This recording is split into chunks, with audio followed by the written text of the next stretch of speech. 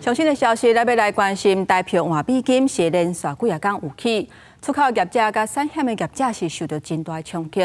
有出口业者讲，只要台票起2块就会了钱。若那美国财政部顶半年汇率的报告就准备出来，台湾敢会各方来做事观察的名单，中央银行后一步敢会出手呢？嘛受到大家关注。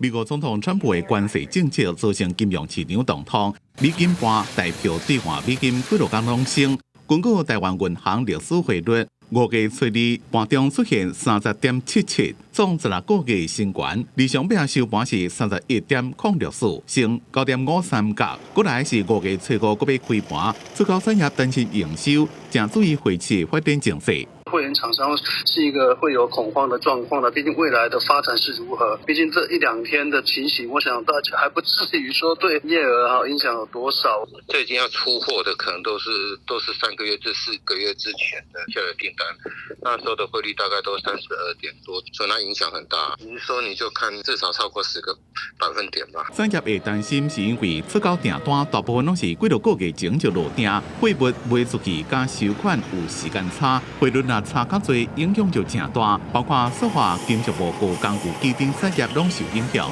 保险业是最紧张的，突破30那是一个很大的伤害哦，一下来可能是几百亿哦。我们当然希望稳定的这个台币当然是好了。台湾已经甲美国结束第一轮的实体关税磋商，不过大家担心关税战后一步是不是会变做汇率战？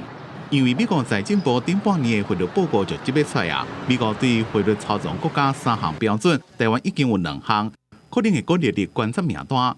金融界认为，热钱伫这个时阵影响汇市，是对中央银行的压力测试。央行一定已经出手了，只不过就是问题在它能够挡多少，对不对？把台币稳下来，那进来的外币会更多，所以央行要适度的让台币也跟着大家去升。专家讲，后礼拜美国利率决议若是无降息，美金就有反攻的机会，会当伫短期内阻止台币继续升。不过现阶段台币强势是不是会介入，每一步拢考验央行的决策。公司新闻采访报道。